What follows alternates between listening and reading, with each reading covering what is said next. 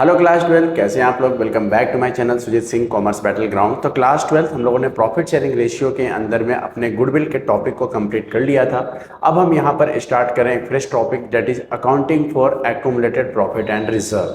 बच्चों एग्जाम के लिए पॉइंट ऑफ व्यू से बहुत ही ज़्यादा इंपॉर्टेंट है आप लोगों के लिए, और अगले आने वाले जो चैप्टर से एडमिशन रिटायरमेंट डेथ वहाँ पर भी आपको इन सारे पॉइंट्स को वहाँ पे देखने को मिलेंगे। चैनल पे नए हैं तो चैनल को लाइक शेयर एंड सब्सक्राइब जरूर कर दीजिएगा। तो चलिए हम लोग शुरू करते हैं। तो सबसे पहली बात बच्चों, हमारा जो आज का टॉपिक होने वाला है वो है आपका अकाउंटिंग फॉर यानी कि एक्यूमुलेटेड प्रॉफिट एंड लॉस, और साथ ही साथ यहाँ पर हम डिस्कस करेंगे रिजर्व्स के बारे में। क्लियर? चलिए सबसे पहली बात, एक्यूमुलेटेड का मतलब क्या होता है बच्चों? एक्यूमुलेटेड का मतलब होता है अनडिस्ट्रीब्यूटेड। डिस्ट्रीब्यूटेड यानी कि वो हिस्सा जिसको पार्टनर्स के बीच में बांटा ना गया हो उसी को बोला जाता है एक्यूमुलेटेड। ठीक है। और प्रॉफिट एंड लॉस और साथ ही साथ जो ये रिजर्व्स है इसको क्या किया जाता है? पार्टनर्स के बीच में डिस्ट्रीब्यूट किया जाता है ना। यानी कि पार्टनर्स के कैपिटल अकाउंट में ये जितने भी एक्यूमुलेटेड प्रॉफिट और रिजर्व्स है उनको क्या किया जाता है? क्रेडिट किया जाता है। और अगर कोई लॉस है तो पार्टनर के कैपिटल अकाउंट में डेबिट किया जाता है, क्योंकि उससे पार्टनर को लॉस होता है और उनका कैपिटल क्या हो जाता है? कम हो जाता है। आइए सबसे पहले हम बात करते हैं कि एक्यूमुलेटेड प्रॉफिट के अंदर में क्या क्या चीज़ें आती हैं। तो एक्यूमुलेटेड प्रॉफिट के अंदर में प्रॉफिट हो गया, आपका प्रॉफिट एंड लॉस अकाउंट हो गया, साथ ही साथ प्रॉफिट एंड लॉस अकाउंट का क्रेडिट बैलेंस अगर दे रखा हो तो आप समझ जाना कि वो हमारे लिए क्या है? एक्यूमुलेटेड प्रॉफिट है, और वो प्रॉफिट पार्टनर्स को डिस्ट्रीब्यूट नहीं किया गया है। क्लियर? सेम उसी तरीके से अगर मैं बात करूं एक्यूमुलेटेड लॉस की, तो एक्यूमुलेटेड लॉस क्या है? प्रॉफिट एंड लॉस का अगर डेबिट बैलेंस है तो समझ जाना कि क्वेश्चन के अंदर में आपको एक्यूमुलेटेड लॉस गिवन है जो पार्टनर्स कैपिटल अकाउंट में डेबिट किया जाएगा, और उसके बाद डेफर्ड रेवेन्यू एक्सपेंडिचर ये भी क्या है? आपका एक्यूमुलेटेड लॉस है। क्लियर? चलिए अब हम बात करते हैं रिजर्व्स कौन कौन से होते हैं। रिजर्व्स, तो बच्चों हम जो रिजर्व पढ़ने वाले हैं वो है आपका, सबसे पहले हम लोग पढ़ेंगे क्या? General reserve. General reserve. Second जो है हमारा वो हम पढ़ेंगे वर्कमैन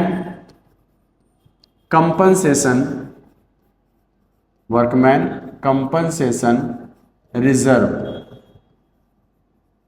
थर्ड जो है हमारा वो है आपका इन्वेस्टमेंट फ्लक्चुएशन रिजर्व। क्या होता है बच्चों? इसके बारे में हम डिटेल में डिस्कस करेंगे आगे चल के। तो ये जितने हैं बच्चों ये सारे के सारे क्या हैं? आपके रिजर्व्स है। तो चलिए सर, अगर ये रिजर्व्स हैं तो प्रॉफिट एंड लॉस और रिजर्व्स की जर्नल एंट्री क्या होगी बुक्स ऑफ अकाउंट में जब पार्टनर्स का प्रॉफिट शेयरिंग रेशियो क्या होगा? चेंज होगा। तो इसको हम साइड में कर देते हैं, ठीक है, और हम अपनी जर्नल एंट्री को लिखते हैं। तो सबसे पहली बात, जो जर्नल एंट्री क्या क्या होंगी वो आप सीख लीजिए। सबसे पहले बात करते हैं प्रॉफिट और रिजर्व्स की जर्नल एंट्री क्या होगी। तो बच्चों ये तो पार्टनर्स के बीच में क्या होता है? डिस्ट्रीब्यूट किया जाता है। तो जब जब पार्टनर्स को पैसे मिलते हैं पार्टनर्स को हम क्या करते हैं? हम पार्टनर्स को क्रेडिट करते हैं। इसीलिए यहाँ पर जर्नल एंट्री क्या होगी? सारे के सारे ये जितने भी रिजर्व्स होते हैं इनका नेचर क्या होता है बच्चों? क्रेडिट नेचर होता है। नेचर क्या है? क्रेडिट। प्रॉफिट का भी नेचर क्या होता है? क्रेडिट। जब उसको हम पार्टनर्स के बीच में डिस्ट्रीब्यूट कर देंगे तो वो क्या हो जाएगा? डेबिट हो जाएगा। तो आपकी जर्नल एंट्री क्या होगी? आपकी जर्नल एंट्री होगी जनरल, आप बच्चों इसको अच्छे तरीके से समझ जाएं, general reserve account debit, workman compensation reserve account debit, investment fluctuation reserve account debit, profit and loss account debit. ये सब को बच्चों हम क्या करेंगे? एक साथ जोड़ेंगे और पार्टनर्स के कैपिटल या करेंट अकाउंट में क्रेडिट कर देंगे टू पार्टनर्स करेंट या फिर capital account as the case में भी। अगर फ्लक्चुएटिंग कैपिटल मेथड है तो कैपिटल में हम ट्रांसफर करेंगे, और अगर फिक्स कैपिटल मेथड को फॉलो कर रहे हैं तो हम करेंट अकाउंट में ट्रांसफर करेंगे। ये प्रॉफिट एंड रिजर्व्स का बच्चों, ये सबको हमने डेबिट क्यों किया है, क्योंकि इन सबका पहले का जो नेचर था वो क्रेडिट नेचर था। जब वो पार्टनर्स में जब डिस्ट्रीब्यूट हो गया तो इन सबको उठाकर हमने क्या कर दिया, डेबिट कर दिया। क्रेडिट से क्या हो गई, ये डेबिट हो गए। क्लियर। तो ये आपकी जर्नल एंट्री है जो आप लोगों को समझना है। उसके बाद अगर बच्चों कोई लॉस है तो लॉस की जर्नल एंट्री क्या होगी, जरा हम देखते हैं वो भी।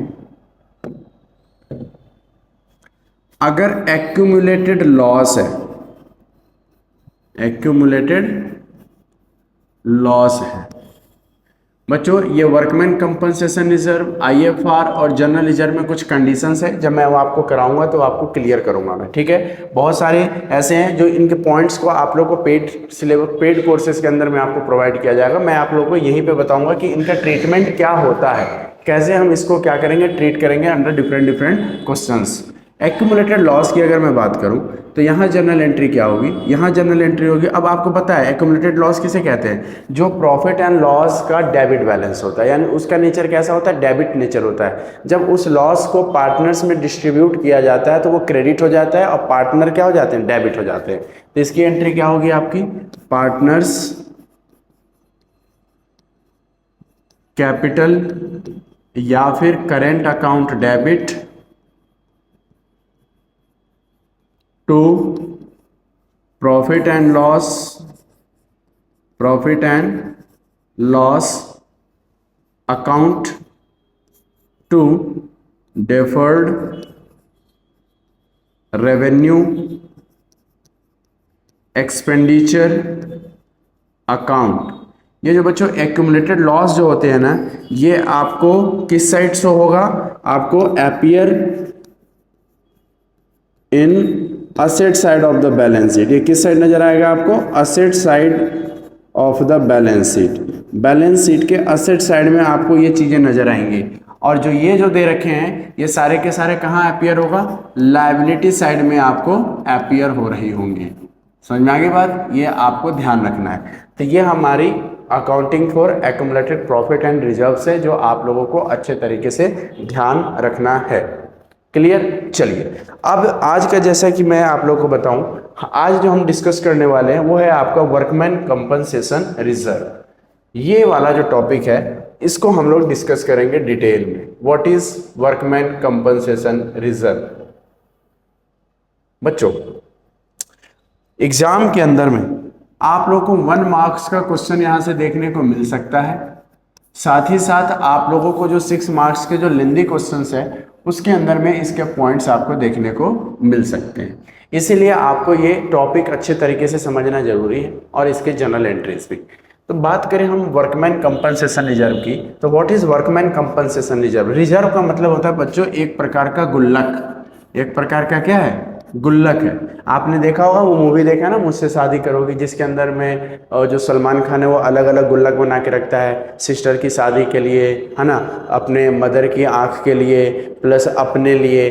तो क्या है, उसने अपने सैलरी में से कुछ पैसों को निकालकर उसने अलग अलग क्या कर रखा है, गुल्लक बना रखे हैं और अलग अलग गुल्लक में पैसे डाला जाता है उस काम के लिए। सेम उसी तरीके से कंपनी क्या करती है, कंपनी के पास नेट प्रॉफिट आता है। कंपनी के पास जो भी प्रॉफिट होगा, कंपनी के पास जो भी प्रॉफिट हुआ, कंपनी क्या करती है उसको अलग अलग गुल्लक में क्या कर देती है, डाल देती है।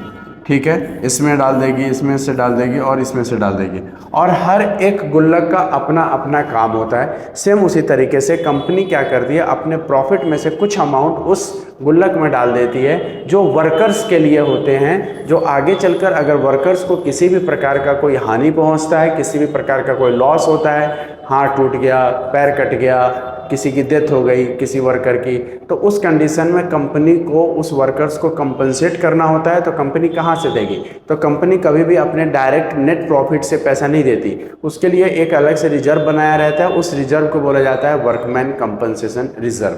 क्लियर, होप आप लोगों को क्लियर हो गया होगा कि वर्कमैन कंपनसेशन रिजर्व क्या है। ठीक है, चलिए अब बात करते हैं कि इसका ट्रीटमेंट कैसे होगा, एग्जाम के अंदर में किस तरीके से इसके क्वेश्चंस आएंगे और इसकी जनरल एंट्री क्या होगा।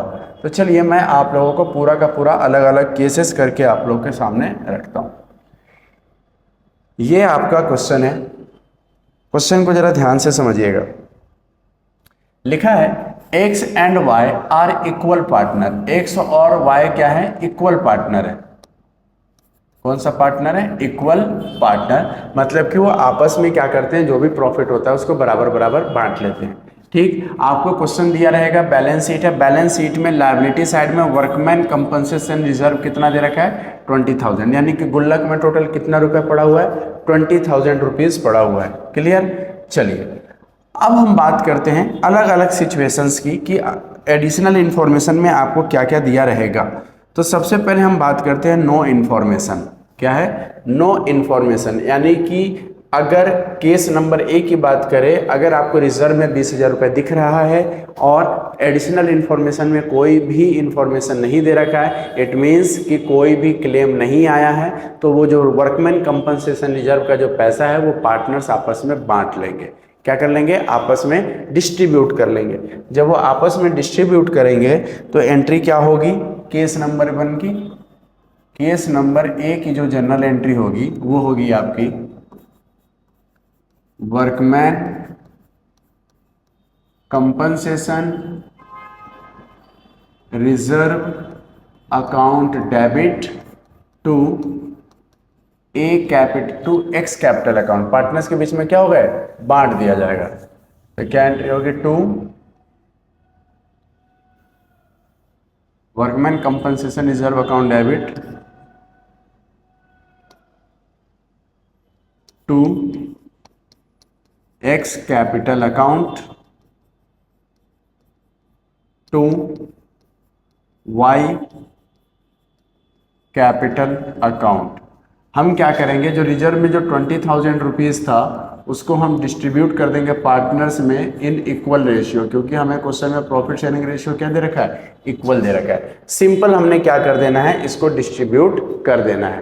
क्लियर। और जब आप अकाउंट बनाएंगे तो उस कंडीशन में हम 3 अकाउंट बनाएंगे। एक बनाएंगे हम लोग रीवैल्यूएशन अकाउंट, एक बनाएंगे हम लोग पार्टनर्स कैपिटल अकाउंट, और एक बनाएंगे हम लोग बैलेंस शीट। तीनों केस में क्या होगा, पार्टनर्स कैपिटल अकाउंट में इसको हम ट्रांसफर नहीं करेंगे और सारा का सारा पैसा कहाँ क्रेडिट होगा, पार्टनर्स कैपिटल अकाउंट में क्रेडिट हो जाएगा। अब बैलेंस शीट के लायबिलिटी साइड में, क्लेम साइड में कुछ भी ट्रांसफर नहीं करेंगे, यानी लायबिलिटी में ट्रांसफर करेंगे नहीं, क्योंकि क्लेम तो आया ही नहीं है। Clear, okay.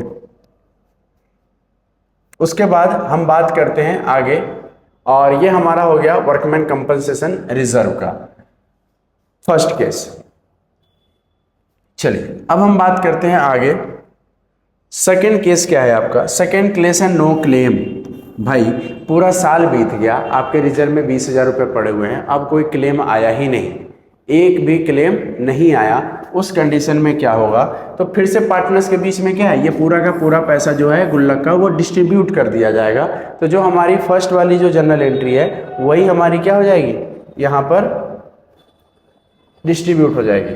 तो ये हमारी एंट्री होगी workman compensation reserve account debit to X capital to Y capital. Same entry, यानी कि केस बी का भी हमारा सेम एंट्री होने वाला है, कोई भी चेंजेस इसके अंदर में नहीं है।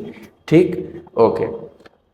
चलिए, तो हमारा पहला केस और दूसरा केस तो सेम था, इसमें तो हमें कोई दिक्कत नहीं है, लेकिन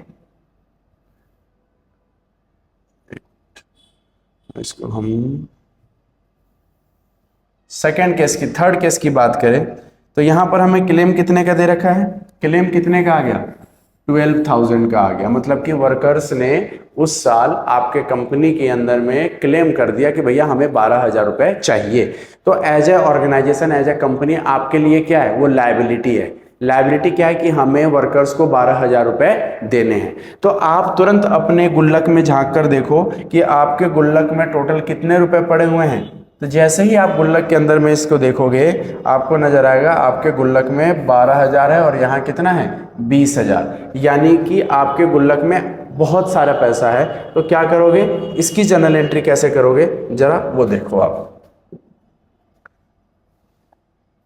ठीक, इसकी जनरल एंट्री देखो आप, इसकी जनरल एंट्री होगी आपकी, इसको हम छोटा कर देते हैं। क्लेम कितने का आ गया बच्चों, 12,000 का। तो एंट्री होगी आपकी रिजर्व तो पूरा क्रेडिट होगा, रिजर्व जो है वो पूरा क्रेडिट होगा। तो लिखेंगे workman compensation reserve account debit, पूरा का पूरा 20,000। जो क्लेम आता है बच्चों वो फॉर्म के लिए लायबिलिटी होता है, तो लायबिलिटी को क्रेडिट करते हैं। तो यहां पे लिखेंगे to workman compensation claim account, claim को क्रेडिट करोगे कितने रुपए से, 12,000 रुपीज से। अब आप मुझे बताओ 20,000 था, 12,000 का क्लेम आ गया, तो टोटल अब कितने रुपए गुल्लक में बच गए, 8,000 रुपए। 8,000 रुपीज अब हमारे गुल्लक में बचे हुए हैं, उस 8,000 को पार्टनर्स आपस में बांट लेंगे इक्वल रेशियो में, जो आपके क्वेश्चन में रेशियो दिया होगा। तो क्या हो जाएगा 2x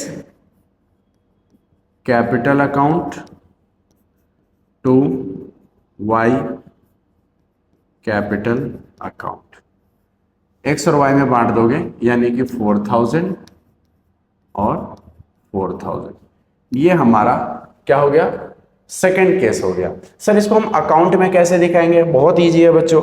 अकाउंट के अंदर में क्या है, रीवैल्यूएशन अकाउंट में कुछ नहीं जाएगा इस केस में, क्योंकि फॉर्म को कोई लॉस ही नहीं हुआ है। ठीक, पार्टनर्स के क्रेडिट कितना करोगे, जितना पार्टनर्स को पैसे मिल रहे हैं, पार्टनर्स को 8,000 से क्रेडिट करोगे, और बैलेंस शीट के लायबिलिटी साइड में आपको कितना रुपए नजर आएगा, 12,000। जो क्लेम होता है उसको बैलेंस शीट के लायबिलिटी साइड में हम क्या करते हैं, डिस्क्लोज करते हैं। तो ये आपका केस नंबर 3 हो गया। Clear, okay. अब हम बात करते हैं केस नंबर डी की, यानी कि 4। क्लेम कितने का आ गया बच्चों, यहां पर क्लेम आ गया है 20,000 का। अब आप अपने गुल्लक में देखो, गुल्लक में कितने रुपए हैं, 20,000 है। क्या किसी पार्टनर के लिए पैसे बच रहे हैं, द आंसर इज नो, क्योंकि 20,000 का क्लेम भी आ गया है और 20,000 का गुल्लक में भी है। पार्टनर्स के लिए पैसे अलग से बच ही नहीं रहे हैं, तो इसकी जनरल एंट्री क्या होगी, इसकी जनरल एंट्री होगी बच्चों आपकी ये। आओ इसको भी हम लोग करते हैं case number D.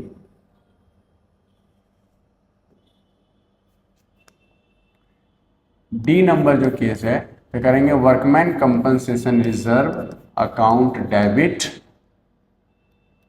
To workman compensation claim account. बच्चों यहां पर पार्टनर्स को क्रेडिट नहीं करेंगे, क्योंकि पार्टनर्स के लिए कोई भी पैसा बच ही नहीं रहा है। समझ में आ गई बात। तो पूरा का पूरा जो क्लेम है वो क्या कर देंगे हम लोग, ट्रांसफर कर देंगे कहाँ पे, बैलेंस शीट के लायबिलिटी साइड में। पार्टनर्स कैपिटल अकाउंट में यहाँ पर क्या होगा, एक भी रुपया को ट्रांसफर नहीं किया जाएगा, क्योंकि पार्टनर्स के लिए पैसा बच ही नहीं रहा है। क्लियर। और उसके बाद अगर मैं आपको फर्स्ट केस की बात करूं तो ये देखो क्लेम कितने का है, फर्स्ट केस कर रहा हूँ, लास्ट केस 30,000 का क्लेम है। ये इंपॉर्टेंट भी है आपके लिए। क्लेम आ गया है 30,000, गुल्लक में टोटल कितने रुपए पड़े हैं, 20,000। अब यहाँ पर कंपनी को 10,000 रुपए अपने अलग से पे करना पड़ेगा, तो इसलिए यहाँ पर फॉर्म को क्या हो गया, लॉस हो गया। और जब जब फॉर्म को लॉस होता है एक नया अकाउंट आ रहा है जिसको हम बोलते हैं रीवैल्यूएशन अकाउंट। हम रीवैल्यूएशन अकाउंट को डेबिट करेंगे। तो आओ जरा इसकी जर्नल एंट्री क्या होगी वो मैं आपको यहीं पे समझा देता हूँ। तो यहाँ पर इसकी जर्नल एंट्री होगी। पहले एक काम करते हैं, पहले हम बनाते हैं फॉर्मेट। आपको पता है workman compensation reserve account debit करते हैं, पूरा का पूरा कितना जाएगा, 20,000। क्लेम कितने का आ गया है, क्लेम अगर आप देखो तो to workman compensation claim account, claim को हमें क्रेडिट करना है पूरा का पूरा कितना, 30,000। आप देखो ऑटोमेटिकली आपका क्रेडिट साइड बड़ा आ जाएगा, यानी कि 10,000 रुपये का लॉस हुआ है फॉर्म को, तो उसको हम कंपनी क्या करेगी, रीवैल्यूएशन अकाउंट को डेबिट करेगी। रीवैल्यूएशन अकाउंट डेबिट कितने रुपये से, 10,000 रुपीज़ से, क्योंकि फॉर्म को क्या हो गया, फॉर्म को लॉस हो गया है। क्लियर। अब जब फॉर्म को लॉस हुआ है तो ये लॉस पार्टनर्स का भी तो लॉस है, तो इसी लॉस को पार्टनर्स के बीच में डिस्ट्रीब्यूट कर दिया जाएगा in their old profit sharing ratio. तो इसको हम पार्टनर्स में डेबिट करेंगे तो पार्टनर्स डेबिट हो जाएगा, X capital account debit, Y capital account debit to revaluation account, revaluation account. देखो अगर डेबिट था इसका मतलब क्या था, लॉस हो रहा था, अब उसको हमने क्रेडिट कर दिया तो कितना हो जाएगा हमारा 5000, 5000 और यहाँ पर 10000, यानी हमने उस लॉस को उठाकर पार्टनर्स के बीच में डिस्ट्रीब्यूट कर दिया और पार्टनर्स क्या हो गए, डेबिट हो गए। तो ये था बच्चों आपका वर्कमैन कंपनसेशन रिजर्व का पूरा टॉपिक। होप आप लोगों ने इसको अच्छे तरीके से समझ लिया होगा। तो चलिए नेक्स्ट वीडियो के अंदर में मैं आप लोगों को ट्रीटमेंट सिखाऊंगा किसका, इन्वेस्टमेंट फ्लक्चुएशन रिजर्व का। तब तक के लिए stay connected, stay tuned and हाँ, चैनल को लाइक शेयर एंड सब्सक्राइब जरूर करते जाइएगा। मिलते हैं हम लोग नेक्स्ट वीडियो में।